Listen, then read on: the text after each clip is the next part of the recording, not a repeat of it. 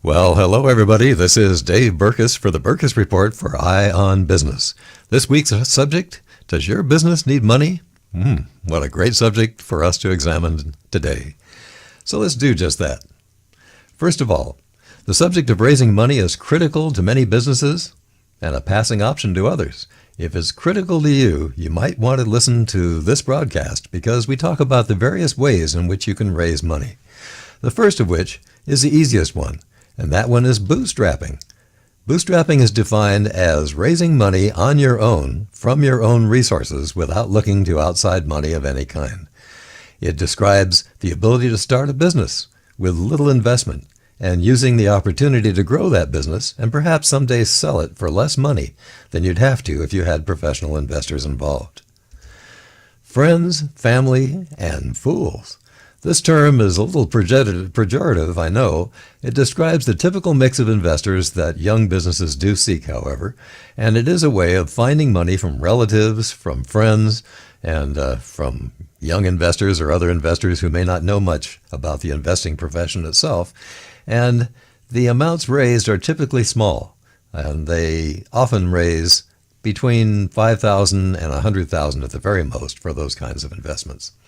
Well, I have arrived at a significant number of companies that were looking for additional growth capital after a friends and family round and had to clean up the capitalization table, which means sometimes people were invited to invest who weren't qualified investors, and we had to find a way of either paying them back or financing again without them. A very difficult job for some professional investors sometimes. And when professional investors look at the way in which early investments were valued too high because of exuberance about a company, they often just walk away. And that's something to know too. It is often the professional investor that sets the real price for the round and not the early friends and family. Next, using your bank account or credit cards. Well, even with the credit crunch of 2008 and 2009, entrepreneurs even then, especially now with all the growth capital available, still have to sign personal guarantees. Understand that a personal guarantee means just that if the business, for any reason, requires to be paid out of money that you have or resources that you have, you will have to come up with that money rather than the business. Strategic partner investors. If you can find a strategic partner willing to invest in your enterprise, consider it a blessing. Whether the partner is a supplier looking to gain a lock on your business, or perhaps a competitor or somebody else who wants to know more about your business and be closer to you, a strategic partner is one that might be valuable because they'll value the business higher, they'll leave you alone a little bit more, and they certainly will invest at a higher valuation than professional investors. So the next one obviously would be a professional investor. Professional angels. This is an area where I work and play, and this class of investor, often organized to a degree almost like a venture capitalist, performs due diligence. That is, it checks all the things about the legality of your business, about the questions you might not have answers to as far as the size of your market, and makes a very qualified decision before making an investment. The terms are often the same or near the same as a venture capitalist as well. Don't expect to get great valuations for your enterprise from these professional angels. They've been burned badly during the decade, and they have overvalued businesses and found themselves, like friends and family, stuffed, which is a term we use meaning their value reduced over time when a venture capitalist or a further investor comes in down the line. Accelerators. This relatively recent combination of coach and limited investor is available in some early-stage businesses, but usually in major cities.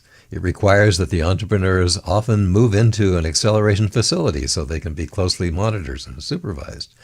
And the accelerator will sometimes invest between $25,000 and $100,000 in a young business during that time and take about 5 to 10% equity in return.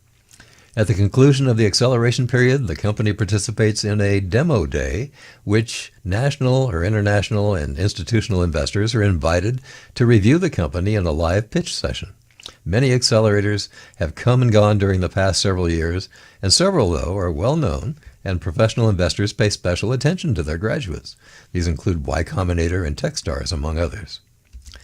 Venture, private equity, and more. Here we lump a large number of investor classes into one. Venture capital comes with a cost. There are no bargains for the company in taking a venture capital investment. VCs value an enterprise a little lower than others might at the same stage of investment. They're always aware of the need to create opportunities for home run profits at exit, since over 50% of venture investments typically are lost when companies die before an opportunity comes to sell. Further, as a class, VCs have not done well for their investors over the past decade, with the exception of several first-tier entities, making it doubly important to fight for low valuations, in their minds at least, for high profits at exit. VCs don't engage in discussion with most of these entrepreneurs seeking capital. By some estimates, 95% of contacts are ignored unless they come through referrals from trusted sources such as lawyers and accountants and fellow VCs. And just for good measure, VCs fund less than 2% of all the deals that they investigate. Typically, VC investments begin at about $2 million, quickly rise to $5 million and above depending on the size of the fund and the stage of the investment. The terms are much more restrictive for a VC than from strategic or even angel investors, and they require the entrepreneur to escrow his or her stock for a number of years to prevent the founder from leaving the business and restricting the sale of private stock. And the VC also often is allowed to sell shares whenever an entrepreneur sells shares as well. Micro VCs are a recent class of venture capitalists, and these venture investors often have smaller funds, are willing to invest from $1 million to $2 million on average, and they fill the gap between professional angels and VCs. Private investments are available from firms created for this late-stage opportunity, but typically they're only available for businesses that have achieved well above $50 million worth of valuation. That's pretty hard to make. Other private equity investors will want control of the business, and so it's a quite different opportunity. So to summarize, bank lines of credits are often available to businesses that are profitable, most often personally guaranteed by the entrepreneur, but the business administration, the Small Business Administration, the SBA, will federally guarantee loans to make these available for small businesses as well. But the outside investor evaluates, or at least validates, a business. It often influences growth with the shared relationships and experience guidance and provides a gateway for needed resources.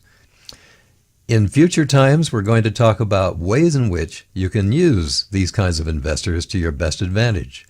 But in the meantime, look at these various ways of finding investment as a way to start and grow your business during time. Well, this is Dave Berkus for the Berkus Report for Eye on Business. See you next time.